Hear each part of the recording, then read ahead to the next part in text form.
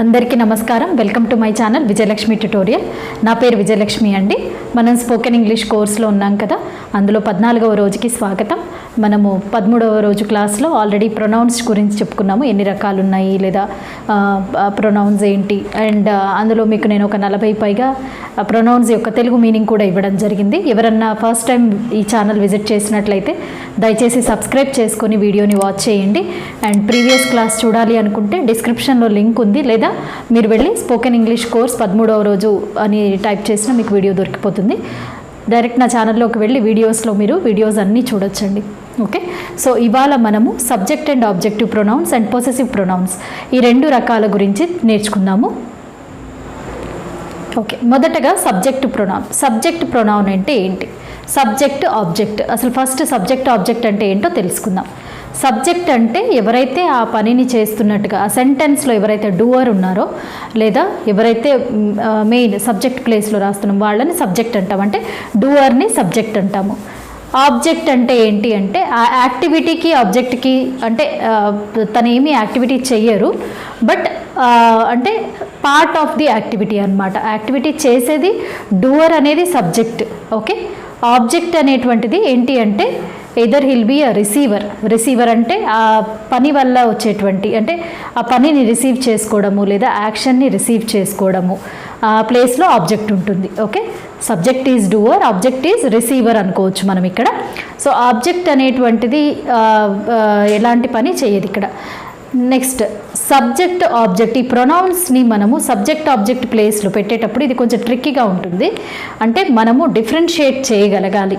అది ఎలా వస్తుందంటే రిపీటెడ్ ప్రాక్టీస్ వల్ల వస్తుంది. ఒకసారి ప్రొనౌన్స్ అన్నీ మనకు అర్థమైపోతే తర్వాత యూసేజ్ అనేది చాలా ఈజీ అయిపోతుంది. అయితే సబ్జెక్ట్ ప్లేస్లో ప్రొనౌన్ లేదా ఆబ్జెక్ట్ ప్లేస్లో ప్రొనౌన్ వాడేటప్పుడు సెంటెన్స్కి అనుగుణంగా, అంటే దాంట్లో ఆల్రెడీ ఉన్న నౌన్కి తగ్గట్టుగా మనం వాడగలగాలి.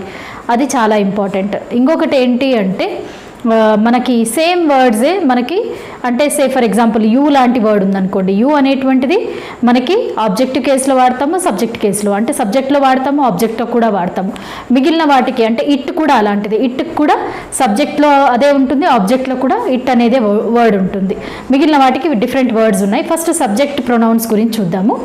సబ్జెక్ట్ ప్రొనౌన్స్ వచ్చేసి మనకు సబ్జెక్ట్ ప్రొనౌన్ ఎగ్జాంపుల్ చూసుకున్నట్లయితే, అంటే ఆ సబ్జెక్ట్ ప్రొనౌన్ వర్డ్స్ ఏంటి అంటే I, you, he, she, it, they, we. ఇవి subject pronouns. Okay, so subject ప్రొనౌన్కి ఒక ఎగ్జాంపుల్, అంటే ఈ వర్డ్స్ని లేదా ఈ ప్రొనౌన్స్ని మనము సబ్జెక్ట్ ప్లేస్లో వాడతాము. సో దీనికి ఒక ఎగ్జాంపుల్ చూసుకున్నట్లయితే ఐ మెట్ గోపి, లేదా I invited Radha, or I went with my mother.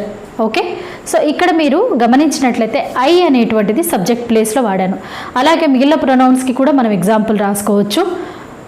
You come here, or you came yesterday, or you go and meet mister Venu. So ఇలా అంటే ఎగ్జాంపుల్స్ మనం ఎన్నైనా తీసుకోవచ్చు. సో ఇవి సబ్జెక్ట్ ప్లేస్లో వాడుతున్నాం ఈ ప్రొనౌన్స్ని. ఓకే, సో సబ్జెక్ట్ ప్రొనౌన్స్ ఏంటి మనకి I, you, he, she, it, they, we. Next objective pronoun. Object pronoun అంటే చెప్పాను కదా, ఆబ్జెక్ట్ ప్లేస్లో ఉండేటువంటి ప్రొనౌన్. ఆబ్జెక్ట్ ప్రొనౌన్లో ఉన్నటువంటి వర్డ్స్ వచ్చేసి me, you, him, her, it, us, them. Okay, దీనికి ఒక ఎగ్జాంపుల్ చూద్దాం. చూడండి, సే ఫర్ ఎగ్జాంపుల్ నేను ఇప్పుడు ఒక సెంటెన్స్ మీతోటి చెప్తాను. Okay, my mother called me. My mother called me. ఇక్కడ my mother is the subject, అంటే ఆవిడ చేస్తున్నారు ఆ పని. షీ కాల్డ్, ఏం పని చేశారు ఆవిడ? పిలవడము అనే పని చేశారు. ఎవరిని పిలిచారు? నన్ను పిలిచారు. Okay, so she called me. Me అనేటువంటిది ఇక్కడ ఆబ్జెక్ట్ ప్రొనౌన్ అనమాట. అలాగే ఇంకొక వర్డ్ హిమ్ తోటి ఎగ్జాంపుల్ చూద్దాము. Radha invited him, or Radha left him. ఎలా అయినా ఏదైనా మనం ఎగ్జాంపుల్ తీసుకోవచ్చు. రాధా లెఫ్ట్ హిమ్ అనేటువంటి ఎగ్జాంపుల్ ఒకవేళ చూసామనుకోండి, అంటే రాధా అనే ఆవిడ, హిమ్ అది ఎవరో అనేది మనకి లేదు, అంటే అతనిని వదిలేసింది అని. ఇక్కడ ఆబ్జెక్ట్ ప్లేస్లో హిమ్ అనేటువంటిది వచ్చింది. ఓకే, సో ఇంకొక ఎగ్జాంపుల్ చూద్దాము. వి క్వారల్డ్ విత్ దెమ్, అంటే మేము వాళ్ళతో తగాదా పడ్డాము. వి quarreled with them. We అనేది subject pronoun, them is object pronoun. So ఇలా మనకి సబ్జెక్ట్ అండ్ ఆబ్జెక్ట్ ప్రొనౌన్స్ ఉంటాయన్నమాట. ఇంకా కొన్ని ఎగ్జాంపుల్స్ చూడండి. నెక్స్ట్ పొసెసివ్ ప్రొనౌన్స్ గురించి చూద్దాము. పొసెసివ్ ప్రొనౌన్స్, పొసెసివ్ అంటే పొసెషన్, కలిగి ఉండడము లేదా ఓనర్షిప్, దీని గురించి చెప్పేటువంటి ప్రొనౌన్స్. మరి ఈ పొసెసివ్ ప్రొనౌన్స్లో యూసేజ్ అనేది చాలా ఇంపార్టెంట్. అయితే ఇందులో ఉన్నటువంటి వర్డ్స్లో అవర్స్ అనే వర్డ్, ఇట్స్ అనే వర్డ్ ఉంది, దేర్స్ అనే వర్డ్ ఉంది.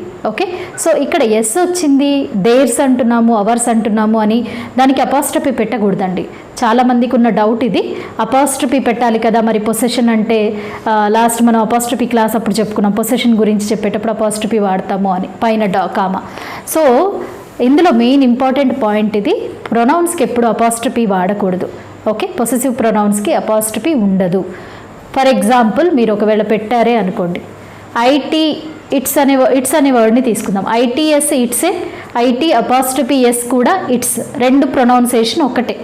కాకపోతే ఐటీ అపాస్ట్రఫీ ఎస్ అంటే ఏంటి, ఇట్ ఈజ్. అపాస్ట్రఫీ తీసేస్తే ఇట్స్ అంటే దాని యొక్క అన్న మీనింగ్. చూడండి, ఆ అపాస్ట్రఫీ వల్ల మీనింగే మారిపోతుంది. అంటే పొసెసివ్ ప్రొనౌన్స్కి బేసిక్ రూల్ ఇది. సో ఇది జాగ్రత్తగా వినండి. నెక్స్ట్, పొసెసివ్ ప్రొనౌన్స్లో అసలు మనకి ఎలాంటి వర్డ్స్ ఉంటాయి అంటే, ఇందులో my, mine, his, her, hers, తర్వాత your, yours, our, ours, their, theirs, its, ఈ వర్డ్స్ అన్నీ కూడా పొసెసివ్ ప్రొనౌన్స్. అయితే ఇందులో ఏవైతే పొసెసివ్ ప్రొనౌన్స్ ఉన్నాయో ఇందులో కొన్ని వర్డ్స్ పొసెసివ్ అడ్జెక్టివ్స్ కూడా, అంటే అవే వర్డ్స్ పొసెసివ్ అడ్జెక్టివ్స్కు కూడా మనం కన్సిడర్ చేస్తాము.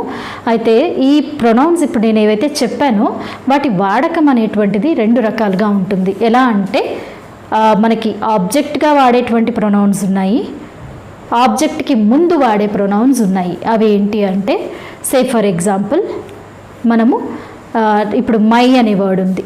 ఓకే, మై అనే వర్డ్ని ఆబ్జెక్ట్కి ముందు వాడతాము. ఓకే, హిజ్ అనే వర్డ్ని కూడా ఆబ్జెక్ట్కి ముందు వాడతాము. హర్ ఆబ్జెక్ట్కి ముందు వాడతాము. అంటే దాని తర్వాత ఒక వస్తువు పేరు, ఆబ్జెక్ట్ అనేది వస్తుంది బేసికలీ, దాని తర్వాత ఆబ్జెక్ట్ వస్తుంది. ఓకే, తర్వాత నెక్స్ట్ ఉన్న వర్డ్ అవర్ అనేది, యువర్ అనేది, అంటే వీటి తర్వాత మనకి ఆబ్జెక్ట్ అనేది వస్తుంది. వీటిని పొసెసివ్ అడ్జెక్టివ్స్ అంటారు. మిగిలిన వర్డ్స్ ఏవైతే ఉన్నాయో అవే ఆబ్జెక్ట్ ప్లేస్లో ఉంటాయి. అంటే సెంటెన్స్ ఎండ్లో వస్తాయి ఆ words, like ours, hers, mine లేదా దేర్స్, ఈ వర్డ్స్. చూద్దాం మనం కొన్ని ఎగ్జాంపుల్స్ చూద్దాము. ఫస్ట్ ఎగ్జాంపుల్ చూడండి, Lakshmi boasts about Lakshmi's wealth. అంటే అసలు పొసెసివ్ ప్రొనౌన్ ఎందుకు వాడాలి అనేది ఈ సెంటెన్స్లో నేను మీకు వివరిస్తాను. సే ఫర్ ఎగ్జాంపుల్ నేను Lakshmi boasts about Lakshmi's wealth అన్నాను అనుకోండి, అంటే లక్ష్మి అనే ఆమె వెల్త్నే పొగుడుకుంటూ ఉంటుంది లేదా గొప్పలు చెప్పుకుంటుంది అని. అయితే ఇక్కడ ఈ యూసేజ్ అనేది రాంగ్ అండి. ఎందుకు అంటే మనం ఆ ప్లేస్లో మళ్ళీ నౌన్ని వాడకూడదు. మనం బేసిక్ రూల్ చెప్పుకున్నాం కదా, ప్రొనౌన్ని వాడాలి, నౌన్ని రిపీట్ చేయకూడదు. అండ్ ఇది పొసెసివ్ కాబట్టి, పొసెసివ్ని చెప్తుంది కాబట్టి పొసెసివ్ ప్రొనౌన్ అయినా హర్ అనేది వాడాలి. కింద సెంటెన్స్ చూడండి, Lakshmi boasts about her wealth, అంటే ఆమె సంపద గురించి గొప్పలు చెప్పుకుంటుంది. ఇది కరెక్ట్ సెంటెన్స్ అన్నమాట.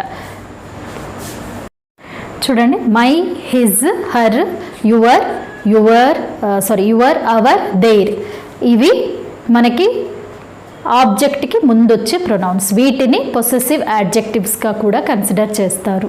Okay, example, this is my car. My car అంటే మై తర్వాత కార్ వచ్చింది చూడండి.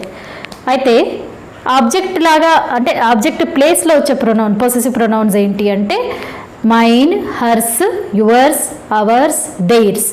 ఓకే, అయితే ఇందులో ఒక రెండు వర్డ్స్ పక్కన పెట్టాను, ఆ రూల్ చెప్పాక నేను మీకు చెప్తాను. అయితే ఈ వర్డ్స్ ఆబ్జెక్ట్ ప్లేస్లో వచ్చేస్తాయి, అంటే అవే ఆబ్జెక్ట్ అవుతాయి. పైన తీసుకున్న ఎగ్జాంపులే నేను దిస్ ఇస్ మై కార్ అన్నాను కదా, అదే నేను ఒకవేళ ఈ వర్డ్స్ యూజ్ చేసి ఎలా చెప్పాలి, మైకి మైన్ కదా, సో నేను అప్పుడు చెప్పాలి అనుకోండి, this car is mine. Okay, mine అనేటువంటిది ఆబ్జెక్ట్ ప్లేస్లో వస్తుంది. సో ఇలా మనము యూసేజ్ అనేటువంటిది ఉంటుంది. అయితే ఇట్స్, హిజ్ అనేటువంటి వర్డ్స్ ఏంటి అంటే ఐదర్ అవి ఆబ్జెక్ట్ ప్లేస్లో ఉంటాయి లేదా ఆబ్జెక్ట్కి ముందు కూడా ఉంటాయి. అంటే ఆ రెండిట్లో ఈ వర్డ్స్ కూడా ఇంక్లూడెడే ఆ లిస్టులో. ఓకే, సో ఇట్స్ అనేటువంటి దాంతో ఒక ఎగ్జాంపుల్ చూడండి. This is it's food. It's అంటే నేను ఏదైనా జంతువు అనుకోండి, జంతువులకి న్యూట్రల్ జెండర్కి మనం ఇట్స్ అనేది వాడతాం కదా, క్యాట్ కావచ్చు, డాగ్ కావచ్చు. ఓకే, ఇది దాని ఆహారం అని చెప్తున్నాను అంటే ఫుడ్కి ముందు ఇట్స్ వాడాను. సేమ్ సెంటెన్స్ నేను ఇట్స్ని మార్చి రాసినప్పుడు చూడండి, దిస్ ఫుడ్ ఈజ్ ఇట్స్ అంటే ఈ ఫుడ్ దానిది. ఓకే, సో ఇలా ఉంటుంది. అంటే బిఫోర్ ఆబ్జెక్టివ్ రావచ్చు, ఆ ఆబ్జెక్ట్ ప్లేస్లో కూడా రావచ్చు. ఏవి? హిజ్ అండ్ ఇట్స్ అనేటువంటి 2 వర్డ్స్. ఓకే, నేను ఆల్రెడీ పొసెసివ్ అడ్జెక్టివ్స్ చెప్పాను, ఇక్కడ ఇచ్చాను కూడా మీ క్లారిటీ కోసము. చూడండి, కొన్ని ఎగ్జాంపుల్స్ ఇచ్చాను చూడండి. పొసెసివ్ ప్రొనౌన్స్ రిలేటెడ్ చూడండి. This is our house. Same sentence మనము ఆబ్జెక్ట్ ప్లేస్లో పెట్టి రాస్తే this house is ours. Okay, those are her books. Those books are hers. Is this your pen? Same sentence, is this pen yours? That is their dog. The dog is theirs. చాలా మంది confuse అవుతూ ఉంటారండి ఈ possessive pronounce usage అనేటువంటిది. ఇక్కడ మీకు సులభంగా ఉండడం కోసం నేను కొన్ని ఎగ్జాంపుల్స్ ఇచ్చాను, మీరు ఇంకొన్ని ఎగ్జాంపుల్స్ని ట్రై చేయవచ్చు. మీకు ఈ క్లాస్ డెఫినెట్గా యూజ్ అవుతుందండి. సో ఇది subject object pronouns and possessive pronouns గురించినటువంటి వివరణ.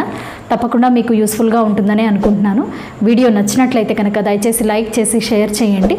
మరిన్ని వీడియో అప్డేట్స్ కోసము విజయలక్ష్మి ట్యుటోరియల్ అనే నా ఛానల్ని మిస్ అవ్వకుండా చూడండి. అండ్ నెక్స్ట్ క్లాస్లో ఏం చెప్తాను అనేది, నెక్స్ట్ టాపిక్స్ మిస్ అవ్వకుండా చూడండి.